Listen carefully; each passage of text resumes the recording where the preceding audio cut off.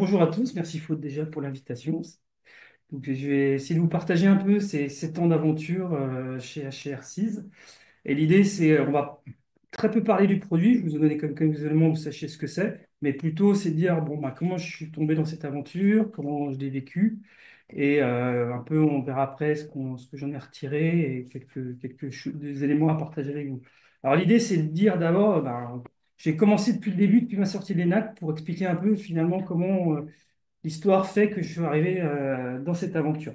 Alors, moi, je suis sorti d'ENAC en 2000. J'avais fait ma dernière année à Bristol en Angleterre.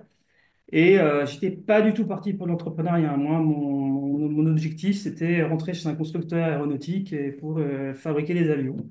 Donc, en revenant, j'ai dit, ben voilà, je veux me rapprocher le plus possible d'Airbus. Et à la base, j'étais parti pour faire des perfos avions. Et le hasard de la vie m'a fait rencontrer une personne qui s'appelait Max Bossard, qui a été le chef du département commande de vol au moment de la 301.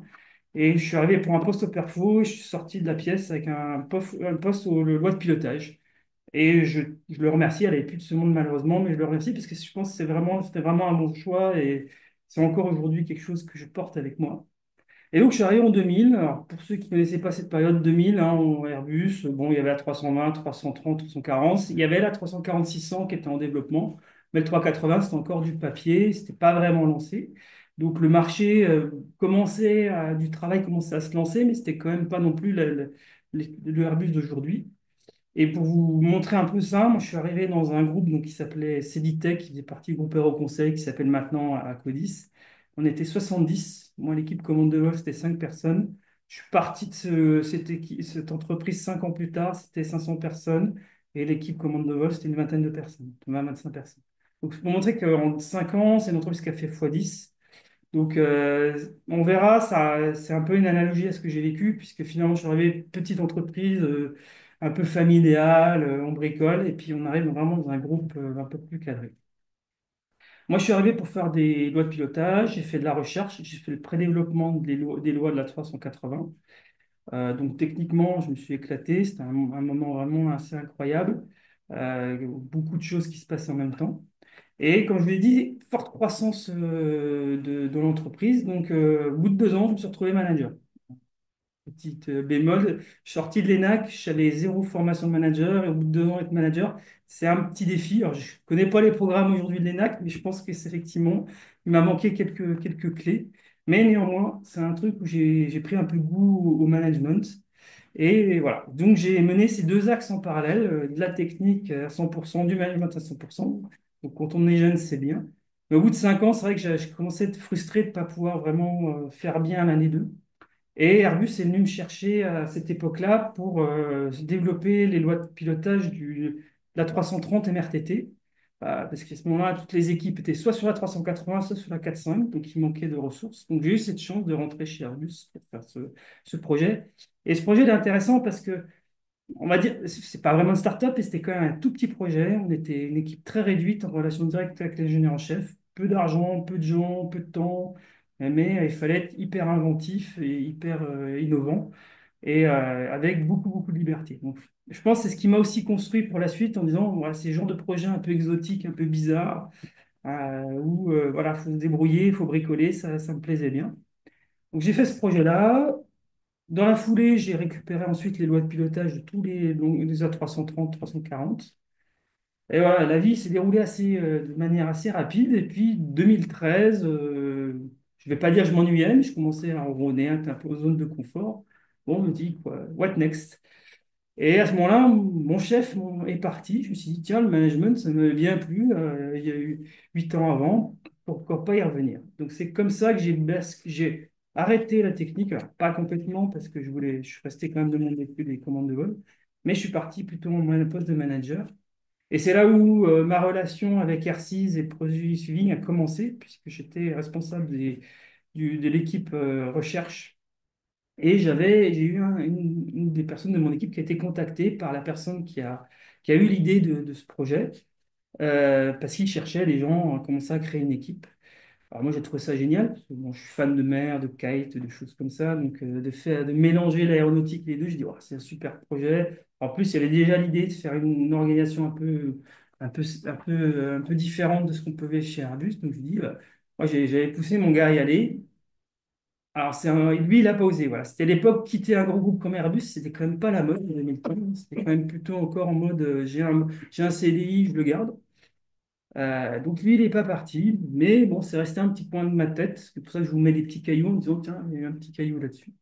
Pareil de ça, je le cite parce qu'on le reverra après. J'ai une autre grosse partie de mon équipe qui était sur un plateau recherche et ils ont fait le choix en équipe de partir en mode agile et en mode entreprise libérée.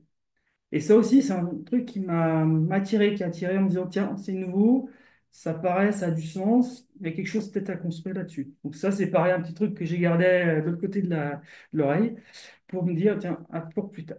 J'ai continué mon petit bonhomme de chemin, j'ai monté l'équipe méthodes et outils.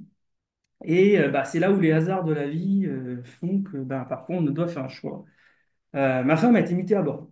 Et on est en 2016. 2016, un manager en télétravail, ça n'existait pas. Le télétravail n'existait pas.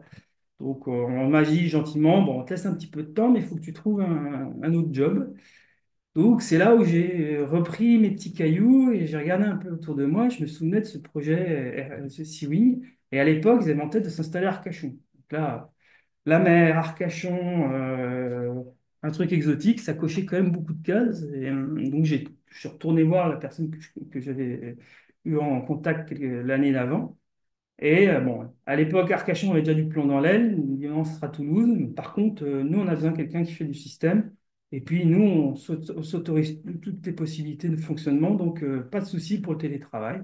Donc, voilà, j'ai fait du télétravail, donc le télétravail existe, c'était en 2016. 3 jours à Toulouse, 2 jours à Bordeaux. Donc, je suis rentré chez Airseas en mai 2016. Alors là, je vais assez vite finir sur moi et on va basculer un peu sur l'entreprise. Voilà, moi, j'ai basculé en mai 2016. J'ai quitté l'entreprise en octobre 2023. Et ben, au milieu de tout ça, j'ai eu plusieurs vies en parallèle. Voilà, j'étais manager, j'ai fait de l'organisation des RH, de l'IT. J'ai fait plein de choses et surtout, j'ai vu comment on crée une entreprise. Et ça, je pense que c'est vraiment l'expérience la plus intéressante. Je suis arrivé, on était 5, je suis parti, on était 135. Donc de voir cette partie-là et d'être vraiment à la manœuvre pour créer une entreprise, c'est la partie vraiment intéressante. Alors avant de parler vraiment des aventures d'R6, qu'est-ce qu'on faisait comme produit? Tout est parti de l'idée, c'est comment utiliser la compétence aéronautique dans le monde maritime. Donc, il y a eu plusieurs actes qui ont été fouillés, et celle qui a retenu l'attention, c'est celle de développer une aile de grande dimension pour tirer des bateaux de marine marchande. Alors, c'est plusieurs alignements de planètes, ça c'est intéressant. Pourquoi on a réussi à se lancer? Bah, déjà, il y avait un aspect purement Airbus, c'est-à-dire qu'Airbus a une flotte de 6 navires transporte les pièces d'avion, à la base la 380, mais maintenant c'est la 320 par an pour emmener les pièces aux États-Unis. Et ben, comme tout navire, ça consomme du carburant, ça produit du CO2, donc Airbus avait un objectif d'essayer de réduire cet impact. Donc nous, on arrivait avec une solution qui pouvait répondre à ça. Et en parallèle de ça, il y avait un marché, puisque le monde maritime avait commencé à partir de là, à être vraiment marqué à la culotte pour tout ce qui est émissions. Et par exemple, en 2025, ils ont un jalon de réduire de 40% leurs émissions de CO2 par rapport à 2015. Donc c'est quand même majeur pour cette industrie qui est millénaire, il faut le rappeler. On partage beaucoup de choses avec eux, les beaux, mais pas que. Mais voilà. Donc eux, ils avaient un vrai step à faire avec un marché qui est assez important. Là, nous, on visait des bateaux de 150 mètres à 350 mètres. Donc c'est des bateaux qui font 50 000 tonnes, ou les plus petits à 350 000 tonnes.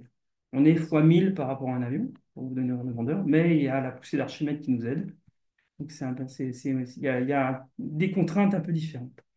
Et pour vous donner quelques chiffres, voilà, c'est pour tirer les bateaux de 350 mètres de long, 350 000 tonnes, 100 tonnes de traction suffisent, ce qui peut être produit par une aile si le vent est bien orienté. Mais bon, nous, ce qu'on cherchait, c'est un complément de propulsion, pas forcément de remplacer complètement le moteur.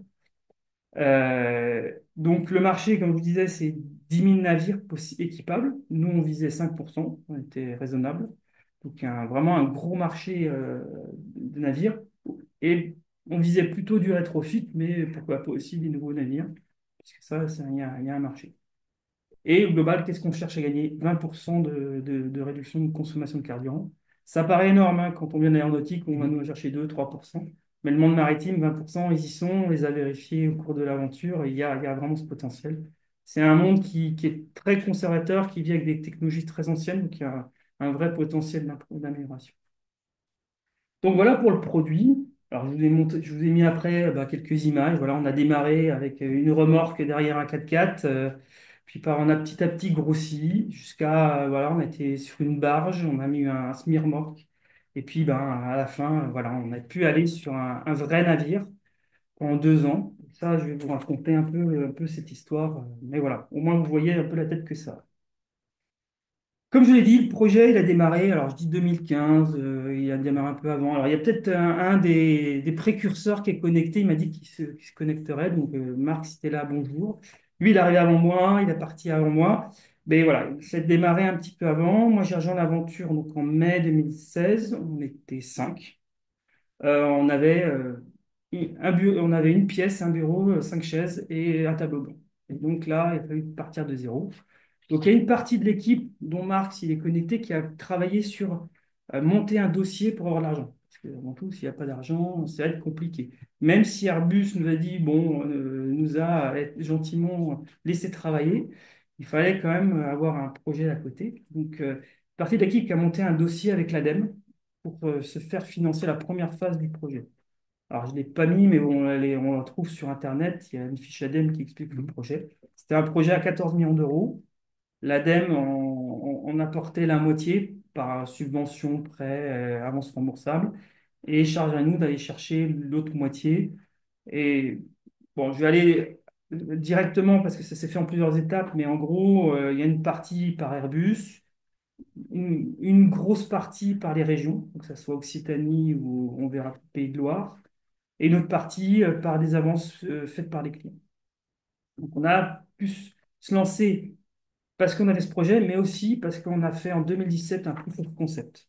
Donc vous avez mis une petite image, c'est-à-dire qu'on a emmené une petite aile sur un vrai navire pour montrer que ça volait. On était capable de faire voler un aile dessus. Alors, ça paraît simple comme ça. On en a sué. Ça, c'est pour la petite anecdote. Ce vol, il nous restait 1 heure de navigation et voilà, on a réussi à le faire dans la dernière heure à l'arrache. Donc, je pense que c'est vrai qu'on est en mode start-up. En fait, il faut jamais lâcher parce que c'est souvent au dernier moment que les choses se réalisent. Et puis, par la pression, on va direct à l'essentiel. Et on va prendre des risques qu'on n'aurait sans doute pas pris si on n'avait pas été dans cette situation.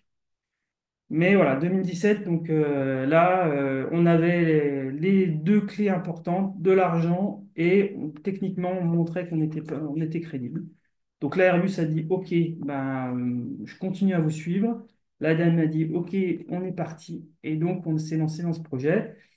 Alors, on va le voir déjà en termes vous allez voir en termes de nombre de personnes. Voilà, on est parti à 5. 2018, on est monté à une vingtaine, une trentaine en 2019. Et là, un gros pic, on est passé de 30 à 60 en 2020, 90 en 2021, et puis on a dépassé les 100 en 2022 pour aller 135 en 2024.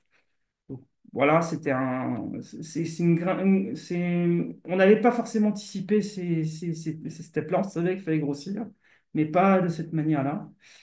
Bon, c'est là où il faut savoir aussi s'ajuster en fonction des besoins. Si je le prends sur un autre axe, organisation, on est parti tout de suite en agile. Parce que petite équipe, petit moyen, peu de temps, de toute façon, c'est quand même le meilleur moyen d'aller à l'essentiel. Euh, je reviendrai dessus, je pense, sur les questions sur cette partie-là. On a mis en parallèle, s'est mis en ce qu'on appelle l'holocratie, c'est un mode d'entreprise libérée. Pourquoi ça? Parce que, pareil, petite équipe, on ne peut pas se permettre d'avoir des boards. Il faut que chacun ait son propre responsabilité. Et donc, on s'est partagé les responsabilités de cette manière-là. Et puis après, l'entreprise grossissant, l'agile, on a fait de l'agile à l'échelle, elle est au safe. Voilà. Euh, est-ce que là-dessus, bon, je pense qu'on pourra, peut-être on pourra là-dessus partir sur les questions et on va revenir dessus en fonction de Bon, tes questions. ouais, merci Emmanuel. Bon, avec le visuel, ça permet de marquer les messages et de faire passer les messages clairement. J'aimerais bien revenir un peu au début, parce que Ouais. quand on parle de création d'entreprise, bah, il y a des démarches, il y a des statuts, il y a une vision, une stratégie à mettre en place. Bah, comment ça s'est passé au début? Vous étiez 5? comment vous avez décidé de dire qui fait quoi, qu'est-ce qui... Bon, simplement, hein, Hmm. aller créer un compte bancaire, c'est quelque chose à faire, quoi. C'est pas... C'est- Voilà. Ah, t'as raison, c'est intéressant, effectivement. Bon, c'était quand même partagé le travail. Moi, j'étais plus focalisé sur l'aspect technique, la faisabilité, comment ça se posait les questions techniques. Donc, il y avait les deux fondateurs qui, eux, sont plus posés, qui avaient déjà arrivé avec une idée, en fait. Mhm. Ils avaient déjà creusé le concept, le business, le marché. OK. Donc, eux, ils avaient déjà cette partie-là. Donc, création de l'entreprise, effectivement, c'est une bonne question. Comment on crée une entreprise chez Airbus? C'est pas simple. Parce que pour créer une entreprise, il fallait un chèque de 5 000 euros, juste ça, pour déposer les statuts. Et ben, il a fallu qu'on monte au chef de la finance d'Airbus Group pour avoir quelqu'un qui accepte de signer le chèque. OK. Donc voilà, pour vous dire, alors, comment on arrive à ça, c'est un peu la magie. Les fondateurs étaient un peu des gens qui avaient une foi incroyable, qui sont pas, ils passaient par la porte, par la Fenêtre. fenêtre, Mhm. partout. Et voilà, ils ont réussi à convaincre les gens, et aussi parce qu'on a eu des sponsors. Pour ceux qui connaissent, enfin, notre sponsor majeur, c'était Charles Champion. Champion. On a eu Charles Champion qui nous a vraiment, voilà, on lui a fait le pitch technique, ça lui a plu, et c'est lui qui nous a permis de défoncer les Mhm. portes, parce que sinon, on ne passait pas. Ça, c'est vrai que c'est un vrai souci, c'est de trouver quelqu'un qui accepte de prendre ce risque. C'est 5 000 euros pourtant, mais c'est très compliqué. Mhm. Mhm. Mhm. Et une des premières choses qu'on a fait, donc l'entreprise a été créée en novembre 2016, une des premières choses qu'on a faites, on a ouvert un compte bancaire, on a pris une carte bancaire. Parce qu'un des plus gros problèmes qu'on a eu au début, c'est comment faire des achats. Parce que faire par rentrer, par exemple, une aile de kitesurf chez Airbus, les acheteurs, c'était très compliqué. Mhm. Donc il a fallu très vite qu'on ait notre indépendance financière, parce que sinon on n'y arrivait pas. Et donc la première chose, c'est qu'on avait une carte bancaire et qui était accessible à toute l'équipe. C'est-à-dire qu'on la OK. prenait pour aller à Leroy Merlin, parce qu'on avait besoin de faire des achats très très rapides. Et ça marche parce qu'il y avait la confiance. OK. C'est-à-dire qu'il faut accepter, c'est-à-dire que tout le monde avait le code de la carte bancaire. Et les cinq personnes avaient Ouais. accès et Et pouvaient puis gérer. très vite même, on a eu très vite, on a eu un peu de sous-traitance. Et même Mhm. les sous-traitants, on est parti dans ce mode-là. Les 20 sous-traitants. Alors au début, on a été, là je parle dans les débuts 2018, même à 18 personnes, ouais, tout le monde OK. avait accès à la carte bancaire. Donc une confiance, Ah oui, bon, une entreprise libérée. et voilà. OK. Et pour moi, sans ça, ça marchait pas parce qu'on aurait perdu trop de temps. On n'avait pas le temps de se poser On la on question. reviendra un peu Ouais. sur la différence entre start-up, grand groupe, Ouais.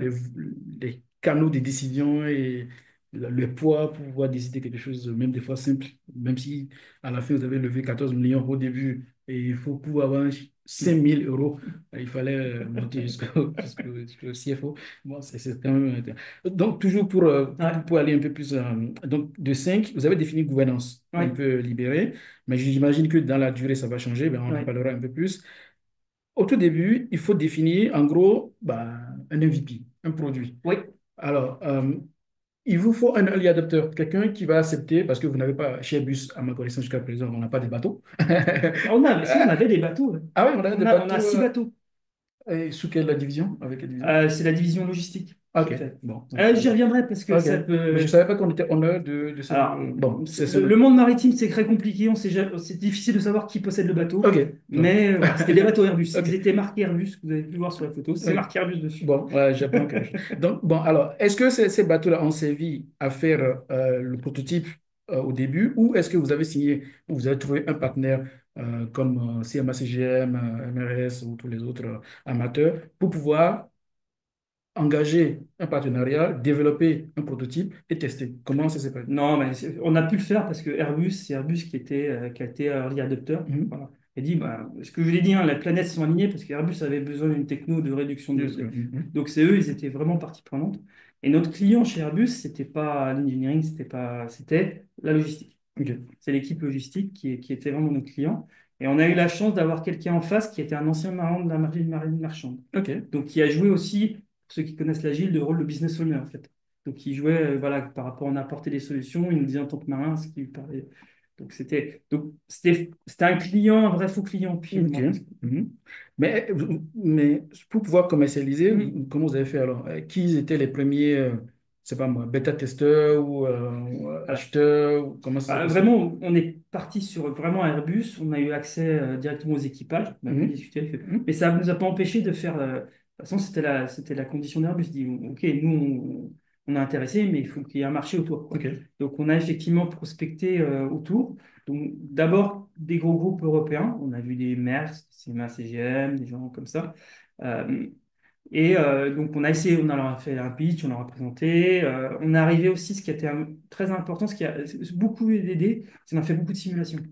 Et en fait, c'est un monde qui connaît peu la simulation. Ils connaissent OK. beaucoup les fichiers Excel en tirant des courbes. Et nous, on arrivait, on sait vous simuler un navire, vous estimez les consos. Par exemple, Maersk, je me souviens d'une discussion qu'on a eue avec le groupe Maersk, très intéressante, où nous, on arrivait avec nos simulations. Et on avait des gens en face qui faisaient la même chose, mais avec des fichiers Excel. Et on a fini par comprendre à la fin qu'on avait les mêmes chiffres qu'eux. Ah, avec le Donc, fichier Excel et... et donc là, voilà, ça a été quelque chose qui les a convaincus sur notre légitimité technique. OK. Et à ce moment-là, il y avait d'autres concurrents ou pas? Et comment le marché était? Parce que si vous vous lancez avec le buying d'Airbus, vous avez essayé de prospecter, mais qui était le concurrent et comment vous vous positionnez l'époque par rapport à eux? Ah, ouais. Alors, il y a deux choses. Déjà, sur cette techno, il faut rendre à César ce qui était à César. Il y a une entreprise allemande, 10 ans avant nous, qui a déjà fait voler un cerf-volant sur un navire. Vous savez que ce n'était pas complètement exotique. Par contre, ils n'avaient pas réussi à automatiser le système. Et OK. c'est vraiment, peut-être là où j'aime pas préciser, l'apport d'Airbus, notre expérience Airbus dedans, c'est notre expérience d'automatisation des choses. OK. Voilà. Donc, on fait des pilotes automatiques, choses comme ça. Donc, c'est vraiment là où on voulait se différencier, et en particulier sur le processus de dépliage automatique de la voile. Voilà, c'est un chiffon, hein, c'est Mhm. comment j'ouvre de manière automatique ça. Ça a été la partie la plus complexe et là on a eu le plus d'innovation OK. dessus. OK. Voilà. Euh, et donc, j'ai oublié ta question. Non, la concurrence et comment Ouais, vous la étiez concurrence. positionné. Donc, Voilà, je donc comprends un peu plus. cette compagnie, par contre, Mhm. eux, alors, ils sont arrivés à un mauvais moment par rapport au prix du pétrole, puis ils n'ont pas réussi à automatiser. Donc, ils existaient, mais plus vraiment des concurrents. Les plus gros concurrents qu'on pouvait avoir, c'est d'autres technologies. Mhm. Et celle qu'on voit aujourd'hui, hein, qui est la plus répandue aujourd'hui, c'est ce qu'on appelle les rotors Flettner. Ça, Mhm. pour ceux qui ont, ça vous rappellera là vos cours d'aérodynamique. Donc, si on fait tourner un cylindre dans un volume d'air, ben, ça crée de la portance. Et en fait, les rotors Flettner, c'est ça. C'est une technologie. Le premier bateau à rotor Flettner, c'est 1912. de mémoire. La Calypso 2, pour ceux qui voyaient le commandant Cousteau, avait des rotors Flettner aussi. Donc, c'est une technologie très robuste. Par contre, en termes de potentiel de perfo, ben, on est plutôt à chercher du 5% de OK. réduction. Et Voilà. vous visez jusqu'à 20%, 20%, 20% exactement. de tout. OK. Alors après, on va trouver. Alors à l'époque, il y avait peu d'autres technos. Maintenant, on va trouver d'autres choses. Des voiles rigides, des voiles gonflables. Michelin fait une voile gonflable assez rigolote. OK. Voilà. Bon, alors, au début, vous étiez 5 et jusqu'à 135. Bon, une Mm. entreprise, c'est une entité vivante, hein. C'est comme un enfant Complètement. qui grandit, c'est comme Complètement. toute situation vivante ou qui change les besoins. Au début, c'était entreprise libérée. Mm. À 135, j'imagine que ce n'est pas le cas. Non. Comment ça s'est passé? Et comment la transition s'est faite? Et j'imagine qu'au début, tu avais beaucoup de responsabilités, Oui. parce qu'à 5, il fallait faire beaucoup de choses. Comment la transition s'est faite et quelles sont les peines? Parce que j'imagine avoir 10 000 casquettes et après avoir une casquette, peut-être une seule. Euh, comment c'est ça? Alors, ouais, je vais déjà parler de l'organisation, puis après, Euh, effectivement, ta question est très intéressante parce que je pense que pour un mode entrepreneur, c'est vraiment important cette phase-là. Donc, effectivement, nous, on est parti entreprise libérée, il fallait dérouler, partage des tâches. Euh, alors après, on grossit, bon, bah, il y a forcément beaucoup plus d'interdépendance, donc il faut commencer à créer des moments d'échange, c'est-à-dire on ne peut plus être chacun dans son coin. Donc, mhm, il faut créer ces moments d'échange. Alors, l'agile, le safe le prévoit, avec à différentes strates, hein. Le principe de l'agile, hein, c'est tous les matins, on fait une revue de qu'est-ce qu'il y a à faire aujourd'hui, qui est disponible pour le faire. Donc ok, ça marche petite équipe. Puis après, ben, ça marche sur des équipes de 5-10 personnes max. Dès qu'on atteint 15, bon, il faut faire deux équipes. Donc, quand on a deux équipes, comment on aligne deux équipes? Bon, mhm, bah, c'est-à-dire qu'on fait une revue à la strate du dessus. Par contre, la strate du dessus, on ne va pas regarder la vis de 4. On va avoir une vision plutôt à 15 jours, 3 semaines. ok, Puis, bah, au bout d'un moment, on n'a plus deux, on a trois, quatre équipes, cinq équipes. Là, bah, on peut faire cette étape du dessus 15 jours, mais c'est plus suffisant, il faut monter maintenant. ok, Donc, ce qu'on appelle on va arriver à des trains ou des portfolios. Donc ça, pour moi, le safe le prévoit très bien. Voilà. Par contre, c'est vrai que c'est un mode de fonctionnement complètement différent du mode classique. Et on a perdu des gens comme ça au ok. début. Des gens ils me disent, moi, ça ne va pas du tout. Voilà, ils avaient besoin d'un truc beaucoup plus linéaire. Et parce qu'en plus, voilà, l'agile, hein, c'est que ben, on réadapte nos objectifs en fonction de ce qu'on découvre au fur dans la Mhm. fois. Là où le mode classique, je déroule un plan classique. Donc là, on arrivait un peu à une limite, je dirais plus un manque de confiance dans ce mode de fonctionnement, plus que dans vraiment des difficultés de fonctionnement. C'est-à-dire qu'il y a des gens qui me disent, non, mais là, c'est bon, on devient une vraie entreprise, on n'est plus dans un garage, il faut une vraie organisation. Et là, il y a eu pas mal d'échanges. Honnêtement, moi, bon, à la fin, il y a une majorité qui se décide. On est plutôt revenu sur une organisation classique, pyramidale. Voilà. On a quand même réussi à garder de l'agile au niveau des équipes parce que les équipes le voulaient. C'est-à-dire que les équipes ont dit, ben, nous, ça nous va au quotidien, ça va bien. Mais bon, il a fallu pour créer quelque chose de plus classique, plus waterfall. Ce qui est aussi cohérent à partir du moment où on travaille, alors on le voit ici, je dis co-développement avec Imecariel. Imecariel, c'est un constructeur de tours de pose, de pipeline ou de câbles au fond de l'eau. Voilà, c'est une entreprise industrielle classique. Et donc là, il faut s'intéresser, quand on est en agile avec une entreprise qui est dans un mode classique, on a du mal à se comprendre. Donc il faut créer des interfaces. Et puis, pareil, il y a eu des messages que, ben, à l'extérieur, d'arriver avec une organisation agile, les gens, ils ont peur. Ça veut dire, oh, c'est quoi ce truc? C'est pas. Donc, il y a aussi cette bascule qui s'est faite, on va dire, dans les atours des 2020-2021. Et puis, si, ça, c'est pour l'agile. C'est vrai que sur l'entreprise libérée, on arrive à un truc où, ben, entreprise libérée, il n'y a pas de titre. Un directeur, ça n'existe pas, une entreprise libérée. Et là, les gens on a eu besoin aussi de créer des postes de directeurs pour faire venir des gens, sinon ils ne seraient pas venus. Voilà, on arrive aussi dans cette limite de dire, ben, ouais, il faut s'adapter aussi aux gens qu'on recrute et à la vie de l'entreprise. Donc, c'est là où je vais faire la transition de ce que tu dis. Effectivement, une chose importante, c'est qu'on démarre à 5. Donc, voilà, moi, j'avais 10 rôles. Et puis, ben, on grossit, mais on ne peut plus tout faire. Donc, petit à petit, il faut lâcher des rôles. Mhm. Et ça, pour moi, c'est de dire, qu'est-ce que j'ai lâché en premier? J'ai lâché peut-être la sécurité au travail. Donc là, il y avait quelqu'un qui est plus formé que moi pour le faire.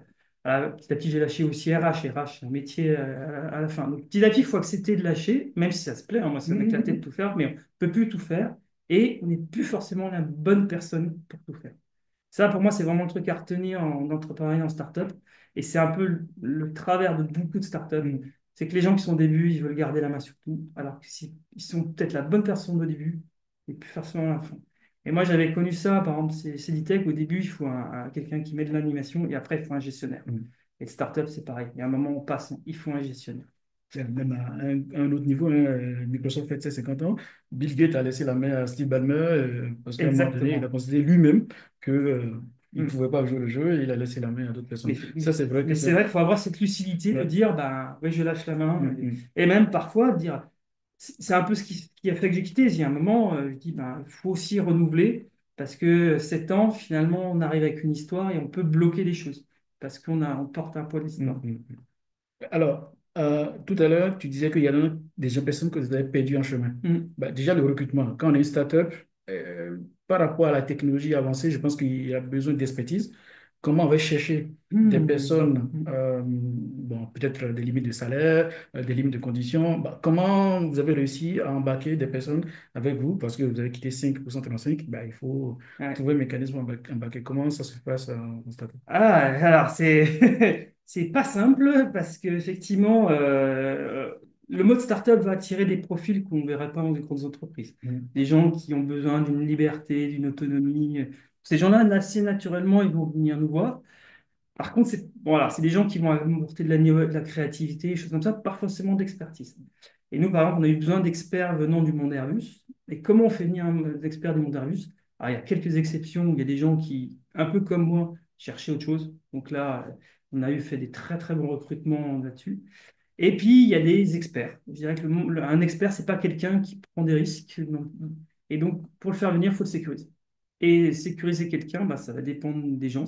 Certains, ça va être le salaire. D'autres, ça va être la capacité de revenir en arrière s'il y a besoin. Voilà. D'autres, ça va être un départ parce que, OK, je prends un risque, mais je veux un retour. Donc, c'est vraiment, il faut jouer un peu, il faut presque faire d'individuel là-dessus. Mhm. Et donc, on a fait ça. Et puis, donc, je dirais que voilà, on a des experts. Voilà, on leur dit, bon, bah, tu viens, tu gardes on a négocié avec Airbus qui garde un contrat dormant pour revenir. Ok. Et c'est comme ça, par exemple, en 2018, il a fallu. Nous, on a été détachés, hein, les Airbus. de 2016 à 2018, on était détaché. Sécurité de l'emploi, on avait les contrats Airbus. Mais 2018, il a fallu faire un choix, dire bah, je prends un contrat R6 ou j'arrête. Et là, bah, typiquement, on a des gens qui ont dit non, moi, c'est Je trop, reviens. trop de risques, Ok. je retourne chez Airbus. Donc, il faut trouver ça. Et après, moi, le petit message, c'est sur les salaires, parce que c'est un truc, c'était un peu compliqué là-dessus, parce que pour moi, il y a le principe de base, start-up, j'enlève 10 ou 20% de ton salaire, tu es en start-up. Le problème, c'est qu'en faisant ça, bah, il y a des gens qui viennent en qui disent, Mhm. bah, t'es gentil, mais non, c'est super bien ton truc, mais non, moi, j'ai besoin d'être sécurisé salarialement. Et je pense que pour moi, ça, c'est un salarié qui n'est pas sécurisé, c'est un salarié pas performant. Donc, il faut trouver quel est le bon niveau de salaire qui va se sécuriser. Et quand je jouais le rôle de RH, c'était moi, c'est ce que je faisais. Les gens arrivaient avec leur salaire, bah, j'essayais de voir nous ce qu'on pouvait faire par rapport à ce qu'on avait, et puis de dire bah, c'est possible. Et des fois, on a dit bah, non, On peut tant pas. pis, vous venez pas, on ne peut pas On peut pas. s'aligner. Et lui, Mhm. ça, pour moi, tirer sur les salaires, c'est pas forcément le bon choix. Ok, ok.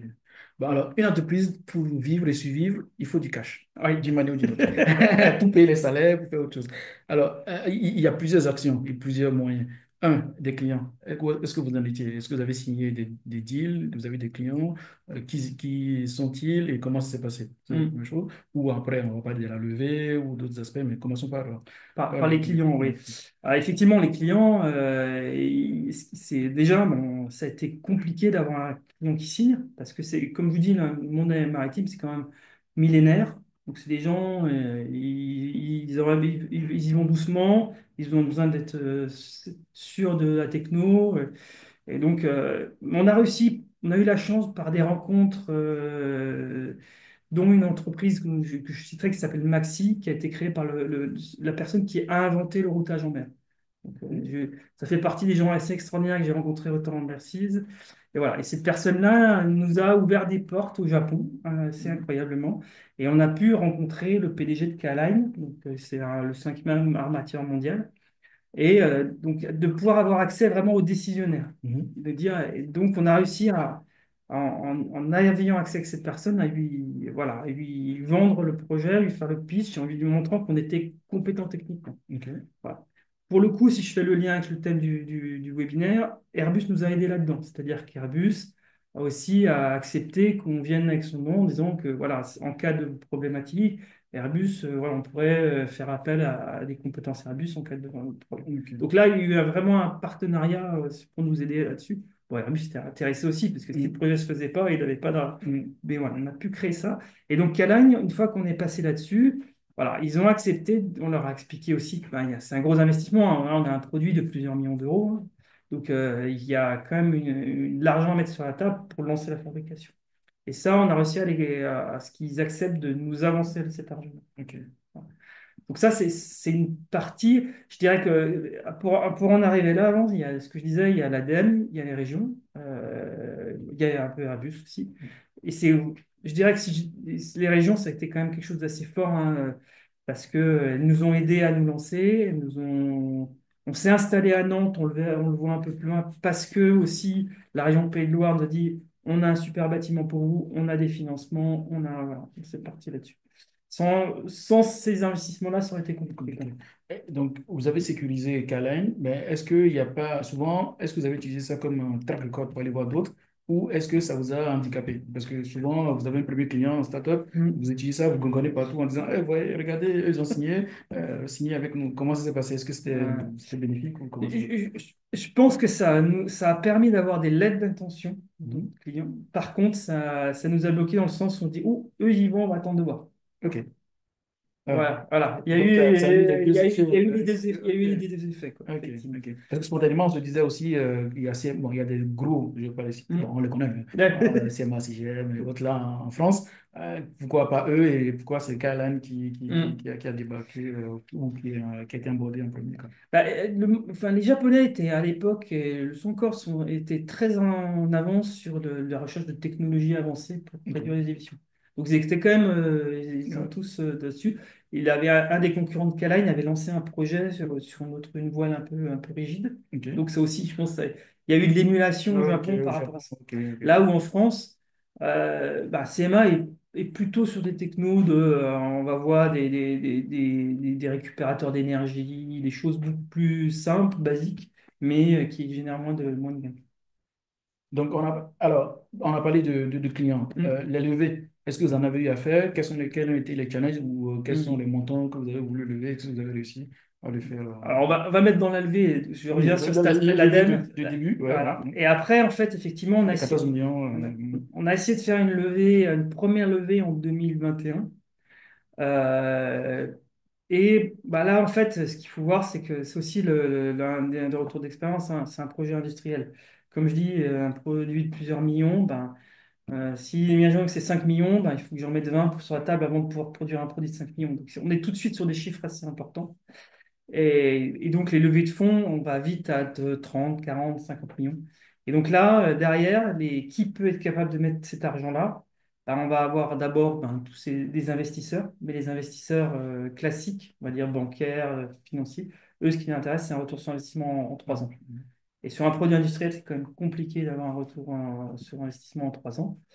Donc, on a de l'autre côté des investisseurs industriels qui, eux, connaissent un peu ça, les cycles de développement, ont l'habitude de ce genre de projet, et eux sont plus à même de dire, OK, je suis prêt à attendre 5 ans. Bon, on a chassé les deux, mais au final, c'était vraiment plutôt le monde industriel qui a ouvert les portes.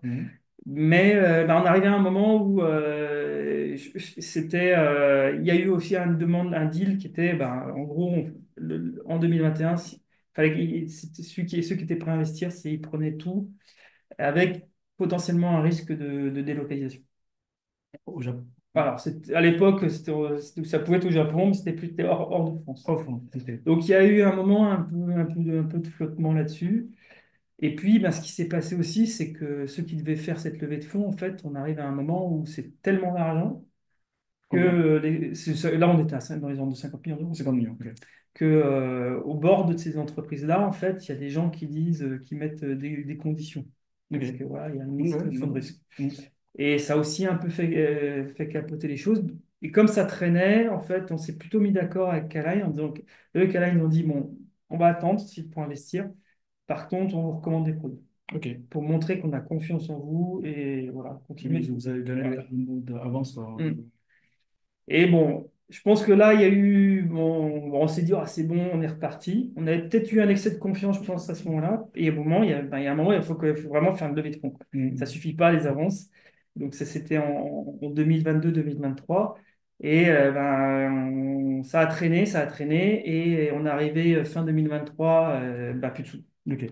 Ben, Et voilà. ben, on parlait de 50 millions. Ben, comme ça, les gens vont avoir une idée, mais 50 millions, les gens peuvent se considérer que c'est beaucoup, mais ça peut être très peu selon le nombre de personnes que vous êtes. Exactement. Quand on entend les gens lever 10 millions, 1 million, 100 millions, ben, si vous êtes 1000, ben, c'est pas beaucoup, hein. Si vous êtes 1000 avec 100 millions, c'est pas beaucoup. Donc, est-ce que Exactement. tu peux Ouais. partager un peu ça pour que les gens C'est vrai aient... que c'est un ordre de grandeur Ouais, intéressant à voir, hein. Voilà, on va dire, 100 personnes, ça coûte 10 millions par an. mm, Donc voilà, quand on entend élever de 20 millions, bah, c'est-à-dire c'est 2 ans de vie. Et encore, là, quand je dis 10 millions, c'est uniquement pour payer les gens, mm.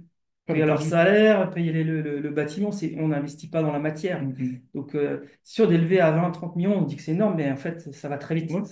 On peut le voir sur l'Ilium, par exemple, qui a levé beaucoup d'argent, qui a réussi à faire quand même une grosse cellule, mais qui malheureusement n'a pas pu aller plus loin. Parce Ouais, c'était quoi, que 1,5 milliard qu'ils ont levé au total? Donc, c'est quoi, ouais. voilà, c'est gigantesque. Alors, on peut se dire, mais comment c'est possible? Bah Mm. oui, mais en fait, c'est des phases où, industrielles où on crame beaucoup d'argent. Mm. Et ça, c'est vraiment. Et ça, c'est vrai que c'est des notions que j'avais pas et que j'ai découvert. Et là, nous, à la fin, à 100 personnes, voilà, il y a 800 000 euros qui partent tous les mois dans les gens. Et c'est Bien. la richesse d'entreprise, mais c'est 800 000 euros quand Ouais, même, hein. ouais, c'est ça. Donc, ouais, donc, c'est bon. Ça aussi, l'intérêt de ce genre de webinaire, c'est de Hum, donner un peu des ordres de grandeur aux gens par rapport au lever et aux impacts que ça peut avoir. hum, Alors, on a parlé un peu des clients, on a parlé de la levée. Ben, la levée n'a pas été successful complètement, hum, mais est-ce que à un moment donné, ça n'a pas défocusé les équipes? Parce que souvent, quand on court derrière l'argent, dans une entreprise, une startup, des fois, les équipes ne sont pas bien concentrées pour développer le produit et pour, hum. ou est-ce que comment, souvent même, comme tu disais, hein, il y a des investisseurs qui donnent des conditions et ces conditions-là peuvent fait pivoter le produit ou toucher le produit ou changer les équipes? Comment ça s'est passé? Un peu de détails sur ces... Effectivement, c'est un sujet, moi, j'ai découvert un peu. Effectivement, nous, ingénieurs, on part, on fait un plan de développement. Il était sur 3 ans. Alors, on dit il faut faire dans tel ordre les choses. Et puis, bah, il y a un investisseur ou un client qui vient qui dit ah ouais, mais toi, ce que tu as prévu dans 2 ans, moi, je vais le voir dans 6 mois, sinon, je ne viens pas. Et là, on est obligé de rebattre toutes les cartes pour redire bon, alors, comment je réussis à faire développer en 6 mois ce que j'avais prévu dans 2 ans. Donc, c'est forcément, ça va se faire au détriment d'autres choses. Et donc, ça va impacter le planning. Donc, en fait, et je pense que j'ai fait 15 ou 20 plans de développement comme ça au cours de ces 7 années. Et ben, le problème de ça, c'est effectivement, c'est qu'à chaque fois, on rebat les cartes. Ça nous arrivait de dire stop à les équipes qui étaient en train de travailler sur un sujet. Elles disent ben non, tant pis, vous arrêtez, vous faites autre chose. Donc forcément, on perd du temps, ça, c'est frustrant aussi. Au final, le planning, il a pris à 2 ans parce qu'aussi, à chaque fois, on prend du retard sur d'autres choses. Ok. Bon, le pass, on va parler un peu de toi, Ouais. un peu perso, parce que pour lancer une entreprise, une start-up, bah, il faut un soutien. À la Ouais. maison, tu parlais de ta compagne qui était à Bordeaux. Donc, comment tu as réussi à mettre en place ce soutien? Ou tu as réussi ou pas, hein, Mhm. je ne sais pas comment c'est passé. C'est important quand même de s'engager et de trouver un soutien autour de soi pour s'engager dans une entrepreneuriat. Ouais. Comment tu as réussi et quels conseils tu donnes par rapport Ouais. à ce volet-là? Alors, c'est sûr que je pense que c'est compliqué de partir sans être soutenu par sa famille. Parce que c'est déjà suffisamment de challenge au quotidien au bureau Mhm, pour pas en avoir aussi le soir en rentrant. Donc c'est sûr que c'est aussi pour ça que je repars le salaire, hein. mhm, Voilà, si on met en danger financier sa famille, c'est compliqué quand de s'investir à tout temps. Donc effectivement, pour moi, là, il faut vraiment être stable là-dessus. Alors, il y a les aléas de la vie qui peuvent changer les choses, hein, mais grosso modo, moi, j'ai été quand même très soutenu là-dessus par ok. toute ma famille. Une Donc ça chance. aide. Une chance, hein. Particulier à la fin, ma famille était à Toulouse, j'étais à Nantes une semaine sur deux, donc là, ça a des contraintes pour tout le monde. Donc ça, pour moi, ça, c'est vraiment la base. Et ceux qui étaient un peu fragiles là-dessus, bah, ça a été compliqué. Voilà, ça a Ouais, été souvent, compliqué sur la suite de la suite. souvent on dit en blague, tu épouses ta start-up et tu divorces de ta famille. Exactement.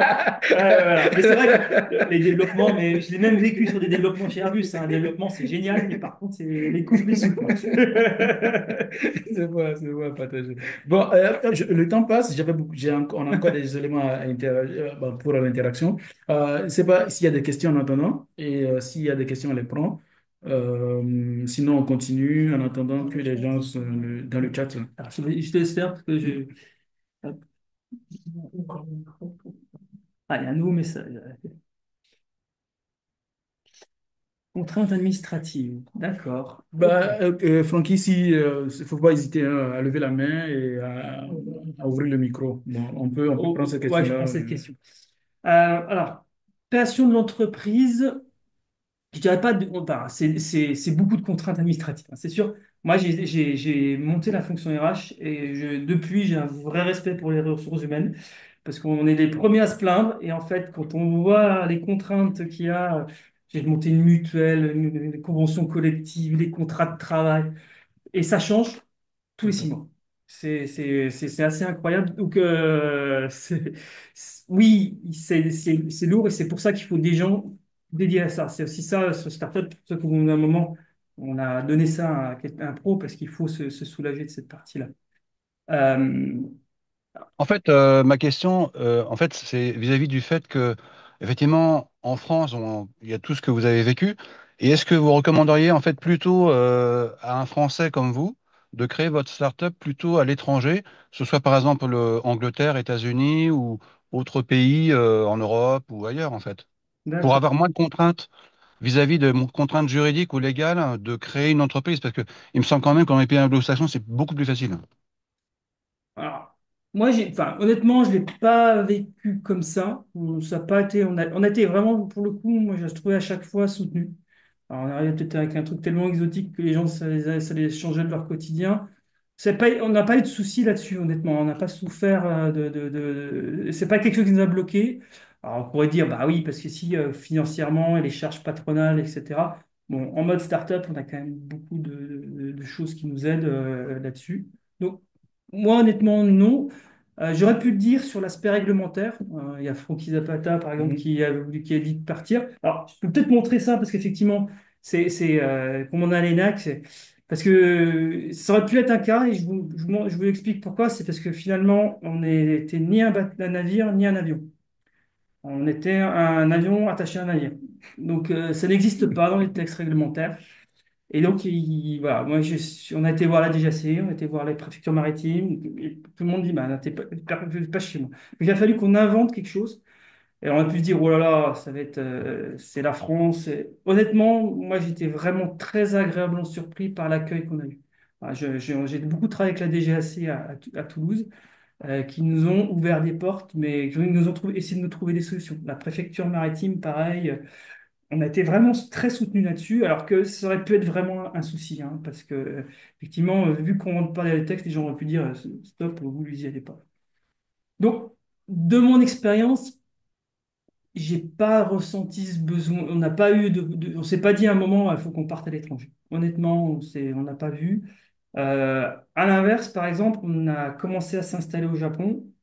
Et c'est un autre monde. C'est encore beaucoup plus procédurier que ce qu'on peut avoir en France. Et ils ont beau comprendre les enjeux techniques, la loi est à la loi. Et donc voilà, je dirais que non, sur notre cas, ça n'a pas été vraiment un souci.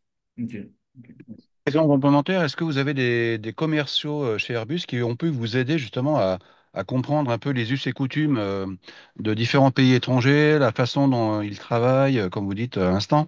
C'est-à-dire qu'effectivement, il y a vraiment enfin, suivant les ethnies, les pays, etc., il y a des façons de travailler, de se comporter dans le dialogue, la communication, enfin tout ça, tout un tas de trucs enfin, qu'il faut vraiment connaître parce que sinon on fait des bourdes en fait. Ah ouais, non, mais complètement, je suis complètement d'accord. Et en particulier avec le Japon. Ah oui, oui, tout à fait. Et c'est vrai que on a eu on a eu des bons conseils des gens d'Airbus qui avaient l'habitude de travailler, par exemple, au Japon, même aux États-Unis, parce que le bateau, il faisait des allers-retours France-États-Unis.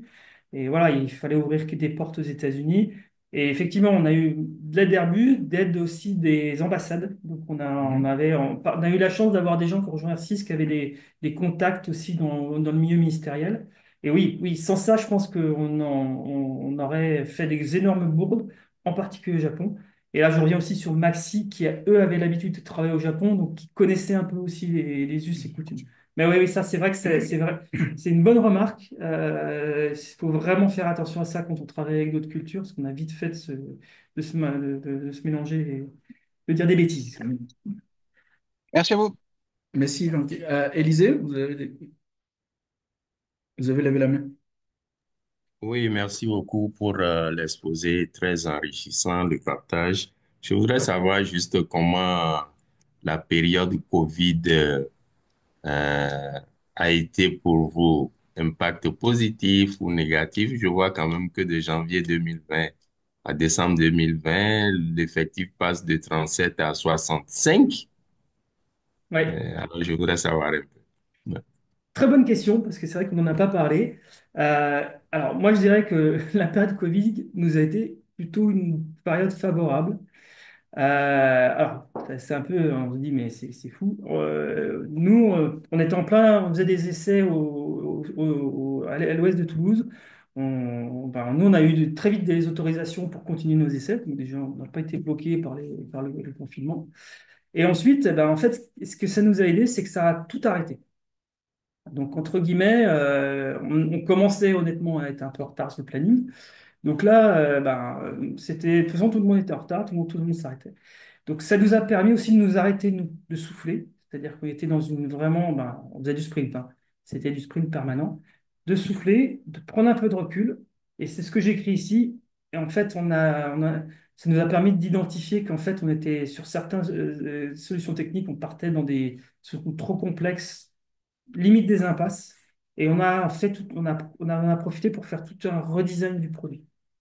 Et je pense que si on n'avait pas eu cet arrêt du Covid, techniquement, on aurait été bloqué un peu plus tard. Là, ça nous a permis effectivement de repartir sur des bonnes bases. Et aussi, nous, de refaire tout un bon bilan financier, marché, organisation, de tout repartir. Donc, c'est maintenant plutôt une période favorable. Surtout que nous, en fait, ce qui a finalement, ça nous a peu impacté, c'est qu'on travaillait déjà en télétravail. On était Mhm. déjà en télétravail, pardon. Donc, finalement, bon, c'était Vous étiez juste, précurseur. on était déjà prêt pour le faire, quoi. C'est cool. Donc, on n'a pas eu ces problèmes des gens qui, voilà, qui se perdaient. Merci. Mais bon, profitons de la période Covid. Bon, ma question aussi, c'est de voir, est-ce que ça ne nous a pas desservi côté marché business? Parce que la période Covid a permis aux amateurs de s'enrichir énormément. Il y en a qui ont fait 15 milliards de bénéfices, je ne vais pas les citer, pendant la période. Est-ce que quand tu fais 15 milliards et que tu augmentes les prix comme tu veux pendant la période, bah, on te dit tu vas sauver Hmm. bon, ok, j'engrange pas, c'est pas bon, On c'est verra plus pas, on tard. verra plus tard. Est-ce que ça peut être... Je pense que oui, alors oui, peut-être, parce que tu as raison, bon, il faisait de l'argent. Oui aussi, parce que on va le voir aussi, parce qu'il y avait tout un aspect réglementaire. Et ils se sont dit, je pense qu'il y en a certains qui se sont dit, de toute façon, avec le Covid, ils vont décaler les jeunes, Hmm, qui n'ont pas été décalés au final quand même. Donc oui, il y en a certains qui se sont fait ça, mais il y a quand même des gens qui savaient que l'aspect réglementaire, environnemental, allait leur tomber dessus. Et il y en a qui, enfin, ceux qui n'avaient pas investi avant, eux, ça n'a pas changé grand-chose. ok. Mais effectivement, bah, si on reparle de CMA-CGM, par exemple, bon, eux, de toute façon, ils avaient investi dans des technos de moteurs à gaz, par exemple, des choses comme ça, ou même à hydrogène. Donc finalement, ils avaient déjà fait cet investissement. Eux, ils n'avaient pas envie d'aller plus loin, quoi. Ok, ok. On avait fait- Bon, est-ce que nous, on aurait eu plus de commandes sans ça? Je suis pas sûr parce que vraiment, là, on était dans une phase où les gens ont dit, on va attendre de voir le premier Oui, produit. Et ça a retardé. ouais, on nous l'a dit explicitement. Hmm, Et c'est plutôt, là, c'est plutôt ben, du fait qu'on a aussi décalé le planning, ça nous a mis en difficulté. ok, ok. On regarde d'autres questions. Est-ce que les... D'accord. Donc, la question de... Ah non, il y avait une question Ah, il y a juste une question avant. avant, Il y avait une question excuse-moi. juste avant. C'était Vanessa. Ouais. Vanessa, on la prend ou tu veux la poser? Ah, bon, allez, on la prend. Vas-y. Voilà. Donc, pour tout le temps pour aller chercher des fonds pour startup, par où commencer et par où chercher? Alors, je vais pas forcément être le mieux placé dessus parce que voilà, c'est pas moi qui étais vraiment en direct là-dessus. Alors, ce que j'en ai vu moi, bon, déjà, effectivement, je dirais l'aspect région. À partir du moment où il y a un potentiel de création d'emplois, les régions, elles ont vite, elles sont capables de proposer des financements. Et vraiment, nous, c'était quelque chose d'assez fort là-dessus.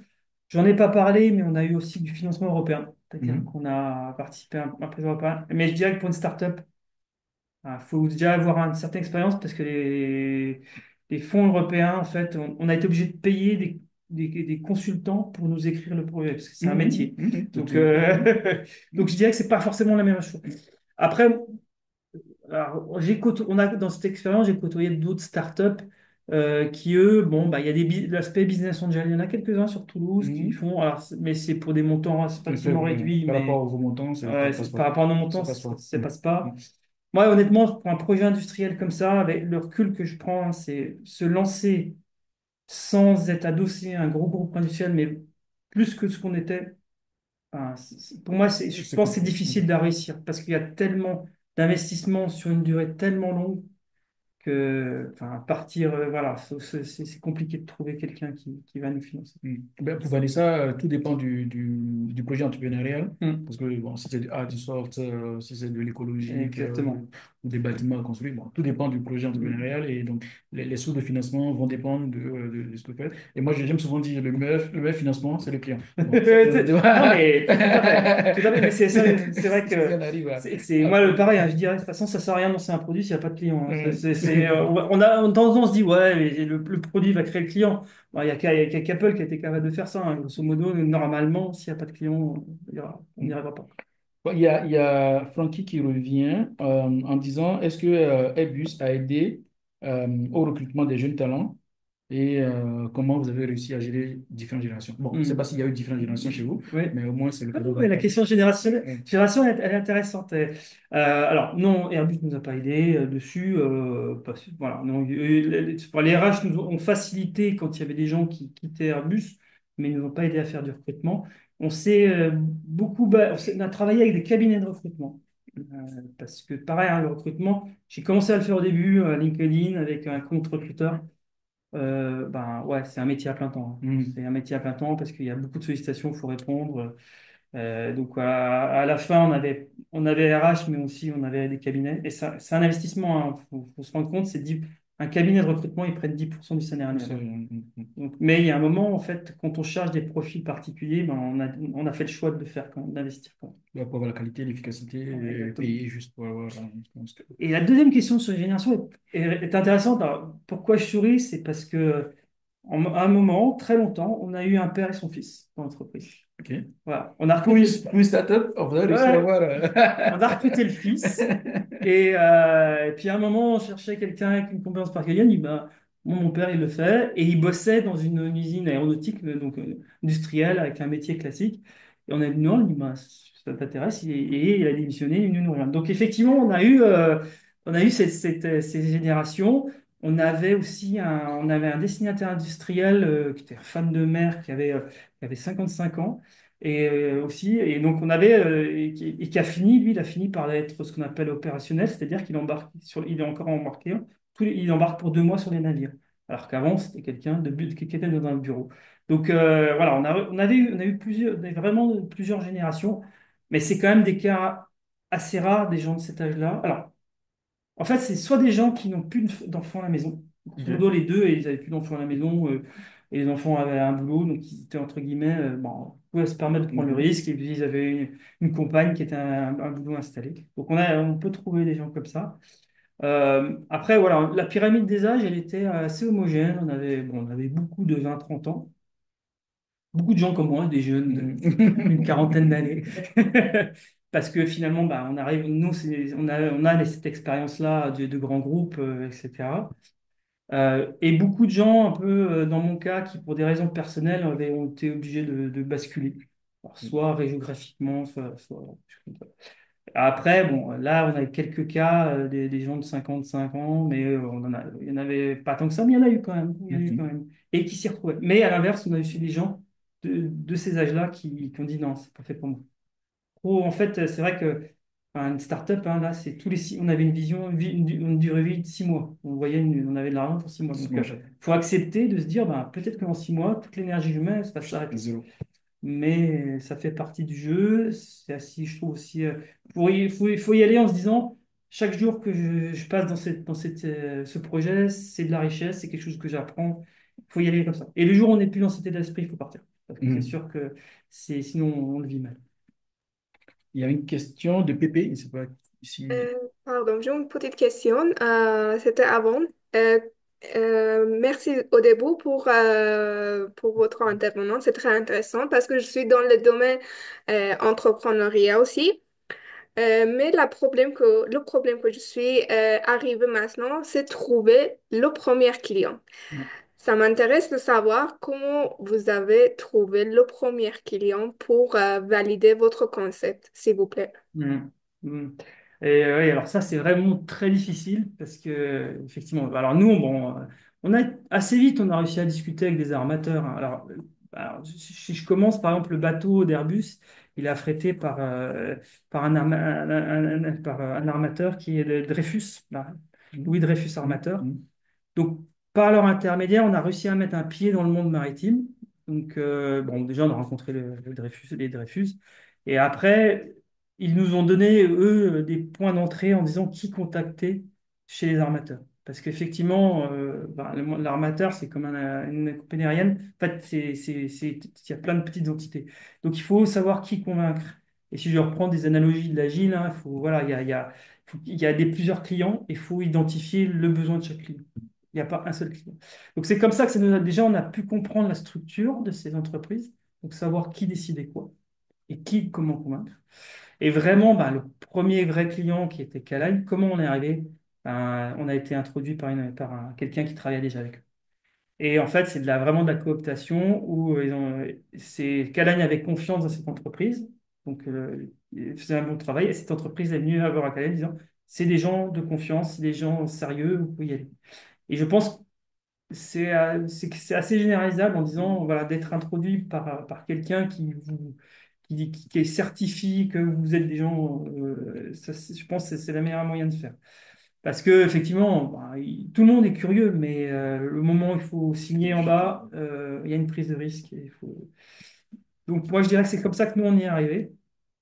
Et puis une fois qu'on a signé Caline, les gens sont venus nous voir. Ça a changé de sens, c'est-à-dire que les gens sont venus nous voir. Ils n'ont pas forcément signé, mais ils sont venus nous voir à partir de là. Mais le premier, ouais, c'est le plus difficile, effectivement.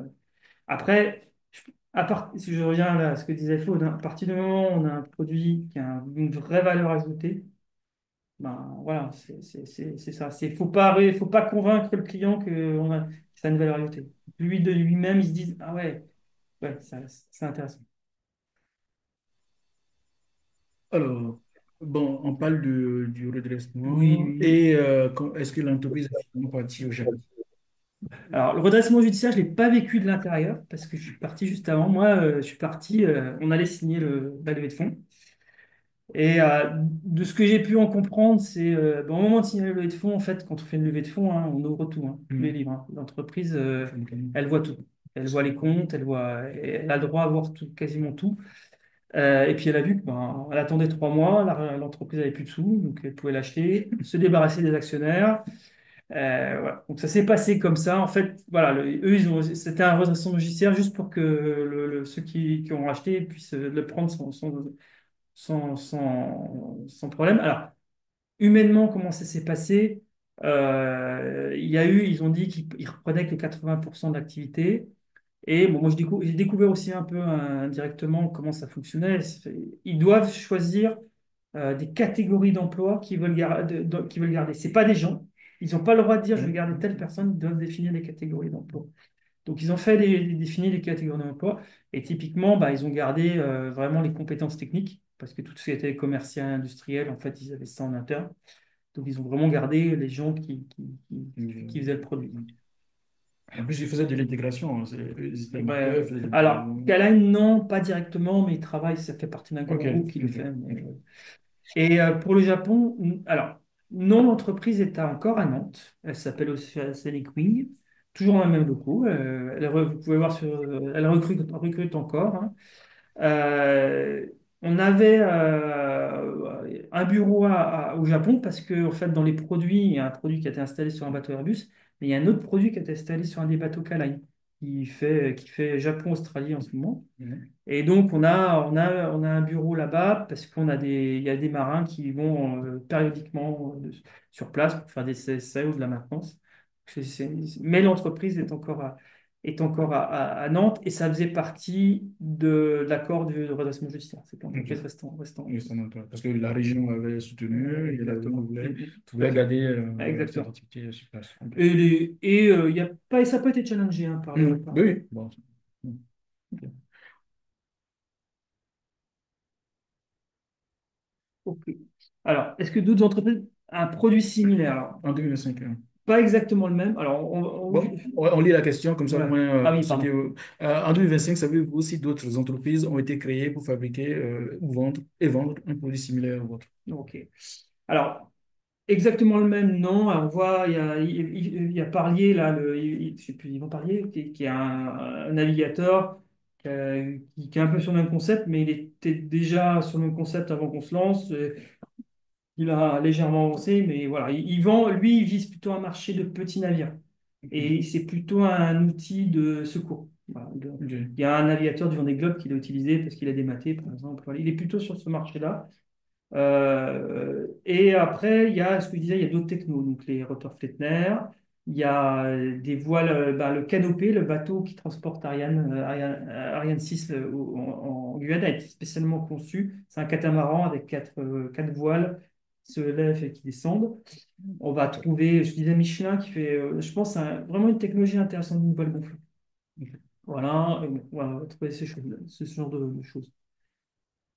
Avez-vous industrialisé votre produit sur le marché? Alors, Oui, au moment où je suis parti, il y avait 5 produits en fabrication. Donc, il y en avait 5 produits, il y avait 5 produits, deux fabriqués et trois en fabrication. C'était sur cette phase industrielle qui est effectivement une phase assez critique parce que là, c'est des moyens, c'est un métier hein, d'être intégrateur. Mhm. Il y a eu une réflexion de se dire, est-ce qu'on devient intégrateur, est-ce qu'on s'appuie sur des gens extérieurs? Honnêtement, moi, je pense qu'il y a des choses, il faut utiliser les compétences des gens. C'est tellement compliqué. Déjà, nous, on était plutôt des concepteurs. On s'est gardé vraiment les produits spécifiques, ce qu'ils voulaient. Après, ce qui est au sol, c'est une grue, en fait, hein, ça. C'est plus ou moins une grue, donc on s'est plutôt appuyé sur des fabricants de grues là-dessus. Ok. Bon, avant de prendre d'autres questions, à titre personnel, en termes d'expérience, qu'est-ce que tu as retenu de cette vie-là? Et quelles sont les trois grandes leçons ou, apprises lors de Ouais. cette expérience? Euh, je dirais, qu'est-ce que j'ai appris? Déjà, j'ai appris beaucoup sur moi-même, sur ma résilience, sur s'adapter, sur ouais, c'est savoir aussi. Quand on parle du VUCA, moi je l'ai vécu 7 ans le VUCA, Mhm. et donc finalement de pas en avoir peur, parce que il faut c'est savoir le gérer. C'est ça qui est vraiment important. Bon, on peut retomber sur ses pattes assez facilement. Donc ça, c'est vraiment un truc que personnellement, moi, j'ai appris à vivre dans l'inconfort et limite et à l'apprécier. Voilà, parce que ce côté adrénaline est assez exaltant. Ça, c'est intéressant. Après, je ne supporte plus la non-efficacité, ou les Ok. choses, où quand on travaille sur quelque chose sans avoir bien défini. Alors là, on va revenir arriver sur la notion de MVP. Si je pense qu'il y a une chose à faire absolument si vous vous lancez là-dedans, travaillez votre MVP, donc Minimum Valuable Product. Et quand on dit travailler, il y a le MVP, il y a plusieurs steps. Il y a le must. Il y a le should, le can, le could, le won't aussi. Mhm. Et ça, c'est vraiment de bien travailler. Et je pense que c'est une erreur qu'on a faite. On n'a pas été suffisamment loin dessus. Et on s'est fait rattraper régulièrement des choses qu'on n'a pas pensé ou des choses qu'on a faites qu'on n'aurait pas dû faire. Vraiment de le travailler. Et le must, en fait, le meilleur moyen de faire un must, c'est d'avoir le couteau sur la gorge. On va vraiment à l'essentiel et quand je dis, c'est vraiment l'os. En fait, quand on fait la première fois qu'on fait un must, on met de la surqualité dedans, on met plein de choses. Et le must, c'est vraiment de travailler ça, de se dire, c'est vraiment quoi le strict minimum. Et moi, j'aime bien dire, le must, hein, on livre un must à un client, il peut pas le refuser, mais il va pas être content. C'est Donc, pas grave. Mais il aura une première valeur ajoutée. Je vous ai mis une image voilà, du skateboard par rapport à la voilà, voiture. ok. C'est une image intéressante. Bon, aujourd'hui, on va renommer MVP en Must Viable Product. Exactement. Non, mais franchement, c'est ça. Et je le revois en venant chez Airbus. Voilà, de temps en temps, c'est vrai que on voit, il y a des projets qui se lancent et en fait, moi j'ai le réflexe de dire, bon, alors, Qu'est-ce qu'on fait? qu'est-ce qu'on fait? C'est quoi? Non, ou qu'est-ce qu'on enlève? Qu'est-ce qu'on fait? Il faut se Voilà, concentrer sur l'essentiel. et parce qu'on a, voilà, on part du concept, mais on va pas à décliner ça. Et en fait, on fait des choses, trop de choses, quoi. Et vaut mieux faire petit, mais Bien, vite. bien vite. Mais voilà, moi je trouve que les steps, c'est vraiment comme ça. Tout de suite générer le plus vite possible de la valeur ajoutée. Pour un client, c'est essentiel. C'est essentiel de voir qu'il y a de la valeur ajoutée. On a parlé de grands groupes, de startups. Trois choses que tu apprécies dans la vie du startup et trois choses que Ouais. tu n'apprécies pas ou d'un côté comme de l'autre, quoi. Comme ça, Ouais, ouais. on voit la vie de grands groupes et la vie des startups. Ouais. Qu'est-ce que tu en dis? Bon, startup, ce qui est génial, c'est moi, ce qui me plaît, c'est l'autonomie. C'est-à-dire que voilà, très vite, de toute façon, on est obligé de faire de l'empowerment, si on prend un mot Airbus, voilà, d'autonomiser les gens, leur donner la responsabilité. L'holacratie par responsabilité et redevabilité. J'ai mis à cette notion-là d'être responsable et redevable. Et voilà, et on laisse gérer cette partie-là. Donc ça, c'est vraiment un truc que je trouve intéressant. C'est aussi de libérer de la valeur. C'est-à-dire qu'effectivement, j'ai pas réalisé que souvent, avant, on fait plein de choses finalement pour une valeur ajoutée très faible. Et vraiment, d'avoir une valeur pour le client et de voir cette valeur dans les yeux du client. Ouais, donc c'est vraiment ça, qui est bosser utile, bosser pour quelque chose qui sert à quelque chose. Ensuite, startup, ben, c'est vrai que c'est de pouvoir injecter dans une entreprise des valeurs. J'en parle peu, mais moi, c'est vraiment une chose qui, pour moi, était vraiment, j'ai apprécié, c'est qu'on a, au-delà de l'entreprise, on y a mis des valeurs. On a mis dans nos statuts des statuts RSE, alors que Mhm. c'était pas obligatoire. On avait vraiment une notion de valeur humaine, de valeur environnementale, de valeur, voilà. Et typiquement, aux employés, ils avaient une autonomie pour définir des actions pour réduire, par exemple, notre impact environnemental. Une des choses qu'on a fait quand on était à Toulouse, ben, on a été voir tous les restos autour en disant ben, nous, on veut venir avec notre Tupperware en verre. Ok. Voilà. Donc, plus de barquettes en plastique, des Ok. choses comme ça. Donc, c'est vrai que ce fait de pouvoir aussi injecter des valeurs humaines dans l'entreprise, c'est ça qui est. Et de pouvoir les influer. C'est ça qui est intéressant. Après, à l'inverse, je dirais que alors, c'est peut-être pas le start-up, mais à la fin, tout le monde me pose la question, mais c'était pas bizarre de venir dans un gros groupe Mhm. partant d'une start-up. Une entreprise de 135 personnes, c'est plus une start-up. Ok, Et bon. en fait, il y a des processus. Et on est obligé de mettre des processus aussi, je dirais, aussi contraignants que ce qu'on peut trouver chez Airbus, sauf qu'on n'a pas les mêmes moyens. Mhm. Et honnêtement, hein, moi, à la fin, les 135 personnes, il y avait c'était pas fluide, c'était pas le meilleur période. Moi, j'ai vraiment préféré la période 20, 30, 40 personnes maxi, où on se connaît tous et on se marche pas sur les pieds, et on peut se faire confiance. Donc ça, je dirais, il y a cette partie-là qui est un peu moins bonne. Après, startup, enfin, moi j'avais paralysé, hein, c'est une aventure humaine avant d'être une aventure technique. Alors, il y a des challenges techniques, mais les challenges humains, ils ont surpassé tout. Et là, il faut, ben ouais, ça va vraiment dépendre des humains des gens qu'on a avec soi. Et on est extrêmement dépendant des gens. Il faut vraiment être bien aligné, parce que si on n'est pas aligné, ben, c'est au quotidien qu'on va le subir. Et il y a eu des moments difficiles humainement, honnêtement. Et après, si je le reprends en tant que maintenant une casquette manager, un des trucs qu'on ne peut pas faire en termes dans une startup, c'est accompagner les gens. Vraiment. Mhm. Il faut que les gens tout de suite soient opérationnels. Et c'est vrai qu'il y a un truc que je n'avais jamais fait avant. J'ai arrêté des périodes d'essai, j'ai arrêté des CDD parce que la personne, elle demandait trop d'accompagnement. Ok. Et on ne peut pas se permettre dans une start-up d'accompagner les gens comme on peut le faire dans un grand Mhm. groupe. Ok. Voilà. Ça, c'est vraiment le truc qui n'a été pas simple, qui n'a pas été simple d'accepter, parce que moi, j'étais manager, il y a tendance à vouloir développer les gens, mais on ne peut pas le faire dans Donc, une start-up.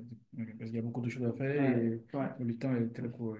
Il y a quelqu'un qui demandait ce que tu fais aujourd'hui. Bon, on l'a pas dit, ouais. mais qu'est-ce que tu fais aujourd'hui et comment tu bénéficies ou tu fais profiter ton expérience passée chez Airbus et dans la startup. Alors, ce que je fais, donc je suis revenu chez Airbus donc depuis 2023. Pourquoi chez Airbus? Parce que un des conseils que j'ai, c'est garder votre réseau, maintenez votre réseau. Moi, c'est ce qui c'est Il y en a quasiment. exact. Non, mais exact. Et un des premières choses que j'ai fait, c'est aussi de revenir aussi quand j'ai pu sur les événements, c'est de garder ce contact, de voir ce qui se passe dans le monde de Toulouse. On couvre quand même beaucoup de choses, donc ça, de garder ce contact.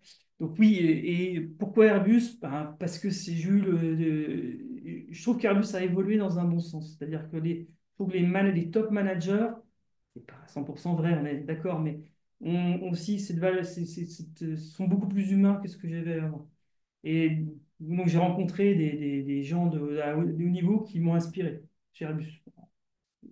Et ce qu'il faut se dire, c'est que chez Airbus, c'est quand même, en fait, on a des gens d'une qualité technique que j'avais pas. On a trop l'habitude de les avoir. Et en fait, quand on sort, on ne réalise pas aussi la compétence technique qu'il y a dans un monde Airbus. Et le dernier truc, un produit complexe, critique, ben, il n'y en a pas tant que ça. Mhm. Il y a le monde nucléaire. J'ai hésité, hein. J'ai fait tout le monde aéronautique. Le monde maritime, il a une certaine criticité, complexité, mais c'est pas la même. Il flotte le navire, Mhm. hein. J'aime bien donner l'anecdote.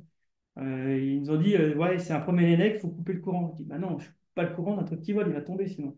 C'est vrai que dans un navire, le réflexe, c'est je coupe le courant. Bah oui, le bateau, il va flotter, il y a pas de souci. Donc, c'est aussi le produit qui est quand même un beau produit et qui intellectuellement est très stimulant. Ok. Voilà.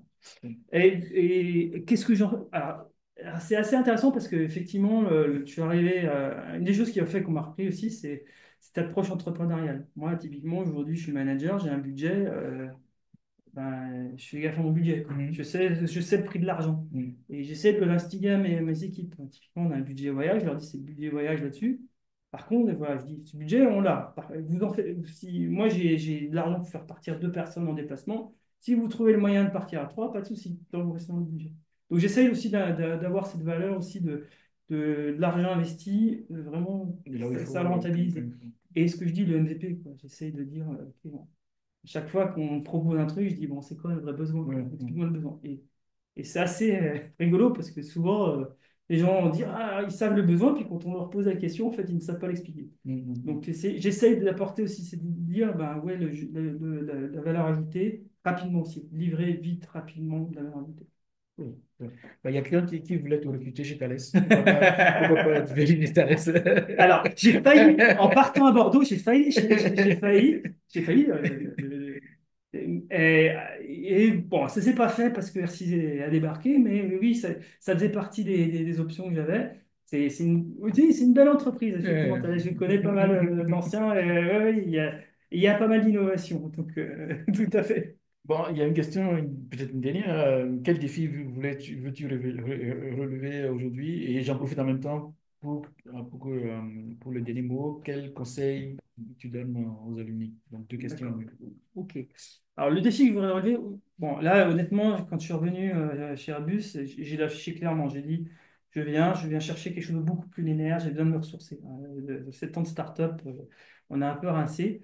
Enfin, je sais que les RH, des RH, quand j'ai vu des chasseurs de tête, les RH, ils me disent, bon, bah là, vous prenez 6 mois de vacances. J'aurais bien aimé. En fait, j'ai pas pu négocier une rupture conventionnelle, j'ai eu un mois de off. Ok. Je suis parti avec mon camion un mois, j'ai tout déconnecté. Voilà, je sais que j'en ai d'autres qui ont quitté, eux, ils ont pris 6 mois. Voilà. Et ça, c'est vrai que je dirais que c'est ça peut-être aussi un conseil. C'est si vous devez à un moment quitter, faites attention de bien couper parce que c'est vraiment exaltant mais exhausting. Exalting mais but exhausting. Euh, donc maintenant que je commence à me ressourcer, j'aimerais bien en fait prendre un projet, mais voilà, je dis ce que j'aime bien, c'est de dire, moi, tu me donnes l'argent, tu me donnes un planning, tu me donnes ce que tu veux, par contre après tu me laisses faire comme je veux, quoi. De vraiment avoir la main sur un projet, finalement peu importe la taille, d'avoir une équipe et de faire travailler cette équipe dans un sens commun avec un objectif commun. Ça, je pense que ce sera mon prochain objectif. Oui. Je commence à regarder ce qu'il y a en interne, en externe. Voilà. Après, je deviens aussi assez vigilant sur même les projets externes. Donc, voilà, je pense que je n'irai pas sur un projet aussi complexe. Ok. J'irai sur un truc un peu plus. Bon, on pourrait te revoir en Ah, entrepreneur. j'espère.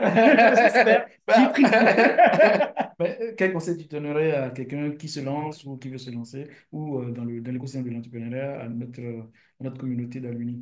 Ah, voilà. Moi, je vais dire comment je le ferais. C'est vrai qu'il y a l'aspect, enfin, moi, honnêtement, l'aspect sécurité de ma famille. C'est-à-dire que j'ai pu le faire parce que ma femme, à l'époque, me l'a fait faire, que j'avais quand même gardé des liens avec Airbus. Voilà, donc j'avais quand même à chaque fois de gérer le risque. Qu'est-ce qui se passe quand ça s'arrête? Voilà, il faut. Alors, c'est vrai que moi, il y a des petits jeunes qui n'avaient pas d'enfants. Bon, c'est beaucoup plus Mhm. simple pour eux de tout arrêter, tout plaquer. Donc, c'est vrai qu'il faut se garder on va dire la zone de sécurité qui nous convient. Et Mhm. chacun est différent. Il y en a qui sont prêts à tout plaquer, à Mhm. basculer. Mhm. Voilà, pour pas avoir ce petit stress dans la tête de dire si ça s'arrête, si j'ai des aspects personnels, hein, il peut arriver aussi bah, que je puisse se retourner facilement parce que après, sinon, ça peut être très compliqué. Euh, Après, il faut aller sur un produit auquel vous avez la foi. Ouais, je dirais, s'il y a un truc, il faut avoir la foi. Parce qu'il y a des moments, quand on fait ça, il y a un moment, il faut vraiment avoir foi. Parce qu'il y a tout le monde dit, mais vous direz, c'est fou votre truc, quoi. Il faut se dire au fond de soi, j'y crois, j'ai pas la solution. Moi, je me souviens, là, on travaillait en 2019 on avait des problèmes techniques, on disait, on n'a pas la solution, mais on se disait, oh, il doit en avoir une, quoi. Et si vous n'avez pas la foi, voilà, et c'est compliqué. Donc, c'est avoir cette foi-là et partir avec des gens euh, ouais, où vous êtes sûr que vous êtes aligné sur les valeurs. Parce que voilà, Ok. c'est un mariage. Hein. Mhm. Voilà, ça a duré 7 ans. Hein, voilà. Mhm. Une start-up, c'est un mariage. Nous, on a un pacte d'associés. Enfin, c'est pire qu'un contrat de mariage là-dessus. Et donc, si vous partez déjà en vous disant, je le sens pas, attention, ça peut être compliqué, quoi. Donc, ouais, faut vraiment partir avec les gens. Et Je suis pas si, moi, j'ai pas eu l'opportunité, mais ceux qui sont partis avec des amis, des choses comme ça, marchent pas toujours. Ouais. Donc, équipe, Ouais, produit produit, et un état d'esprit. état d'esprit. Ouais. Bon, ok. Merci à vous. J'espère que vous avez apprécié ce webinaire. On a eu beaucoup d'enseignements, on a appris beaucoup de choses. Et on va continuer. Je pense que je vais te l'inviter dans un autre format. Pourquoi pas d'autres choses. Et n'hésitez pas, hein, si vous avez des entrepreneurs dans l'écosystème, n'hésitez pas à écrire à Estelle ou à moi. Et on va essayer de continuer sur cette lancée-là et partager la connaissance Mm. et le retour d'expérience dans l'entrepreneuriat. Merci à Et, vous. et je serais ravi, voilà, si vous voulez discuter, poser des questions. J'ai failli partir dans ce mode conseil parce que je pense que c'est intéressant Mm. d'avoir un regard extérieur quand vous vous lancez dans une aventure, d'avoir quelqu'un neutre qui vous donne un vrai avis sur ce que vous faites.